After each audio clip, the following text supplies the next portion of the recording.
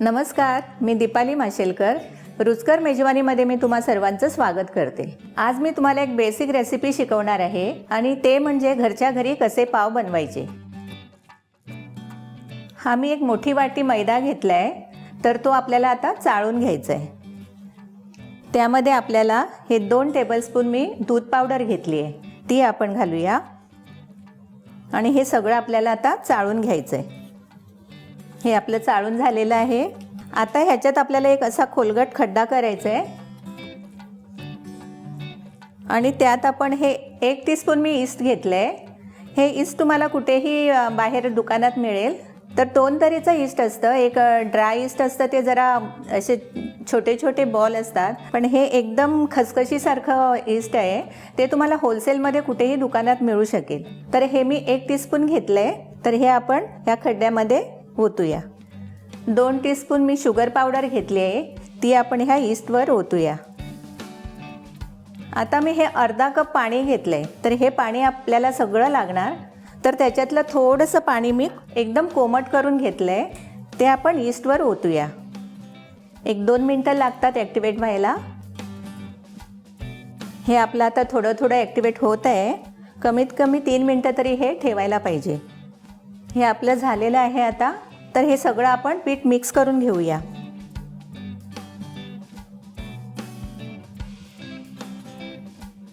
हे सगळं पीठ आपण ईस्टला एकजीव करून घ्यायचं आहे. हे सगळं असं एकत्र व्हायला पाहिजे.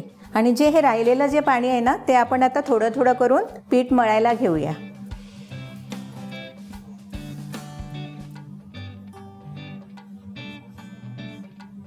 कधी कधी काय होतं की आपण जेवढं पाणी घेतो त्याच्यापेक्षा जास्ती पाणी लागतं, कारण मैदा कधी जुना असेल तर त्याला पाणी जास्ती लागतं आणि जर फ्रेश मैदा असेल तर कमी पाणी लागतं.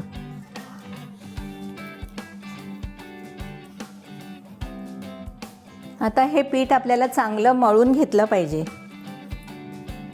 एक थोडंसं पाणी मी जास्ती घेते.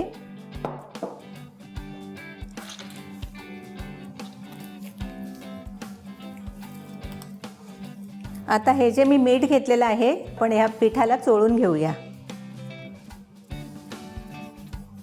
आणि हे तेल आहे ते पण. आता ह्याचे जे आपण मीठ घातले ते अर्धा चमचा घेतले मी आणि तेल 2 टीस्पून घेतले. तर हे आता आपण चांगलं मळून घेऊया. जसं आपण पुरणपोळीचं पीठ मळतो ना, तसं हे मळलं पाहिजे. थोडासा जोर लावावा लागतो. हे होत आलंय आपलं पीठ.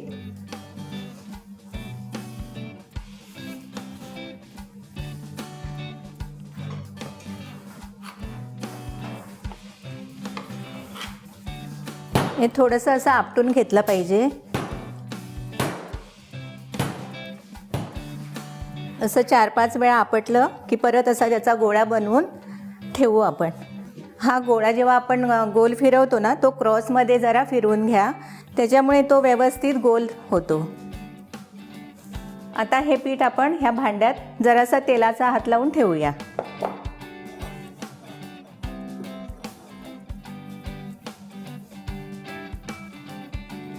हा गोळा आपण आता 1 तासासाठी झाकून ठेवू, म्हणजे तो चांगला फुगून वर येईल.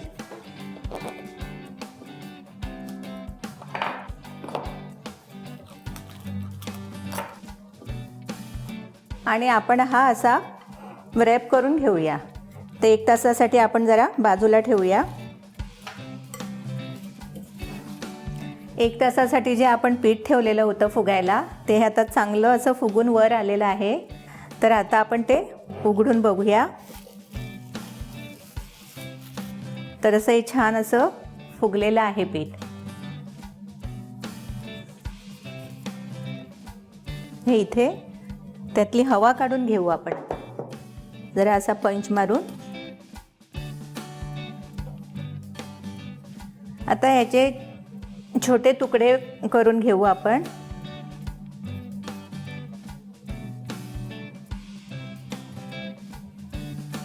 सारख्या आकाराचे 4 तुकडे हे आपण करून घेऊ. आता ह्या पिठाचे मी 4 भाग केलेत. प्रथम काय करूया, ज्यात आपण हे पाव बनवणार आहोत ना, त्याला आपण तेलाचं जरा ग्रीसिंग करून घेऊ.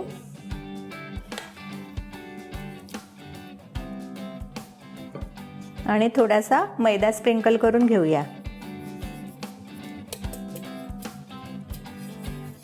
आता हे जे पाव आहेत ते आपण एक एक करून त्याच्यात ठेवूया.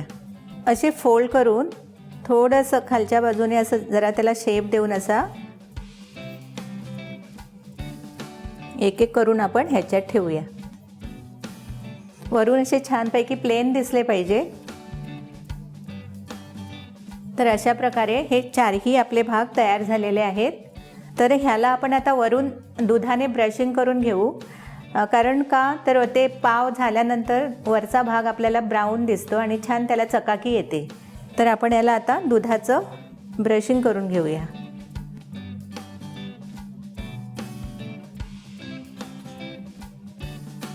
आता हे आपले असे गोल एकदम भाग झालेले आहेत. तर ह्याला आपण आता एक 25 मिनिटं बंद करून ठेवूया.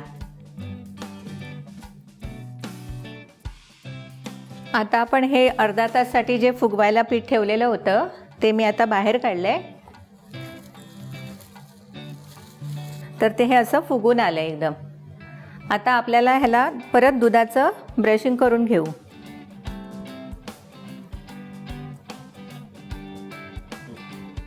आता हे जे पाव आहे ते आपल्याला कुकरमध्ये बनवून घ्यायचे. तर हा मी कुकर घेतलाय. तर ह्याच्यात काही पाणी वगैरे काही घातलेलं नाही आहे.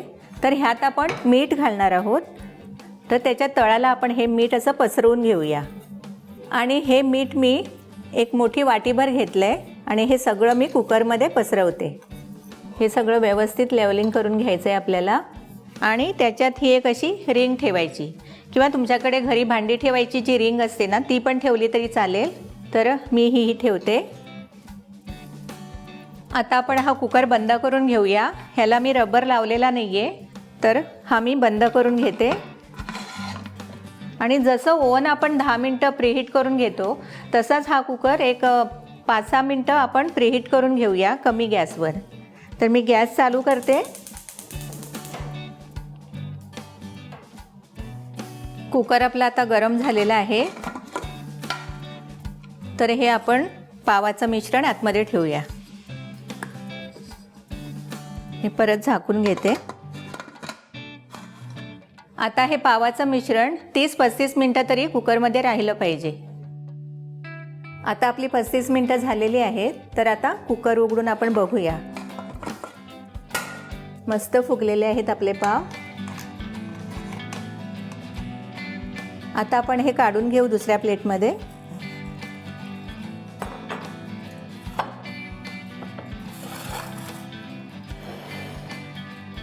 हे पाव आपले तयार झालेले आहेत. तर हे तुम्ही घरी नक्की ट्राय करून बघा आणि रुचकर मेजवानीला लाईक, शेअर आणि सबस्क्राईब करा.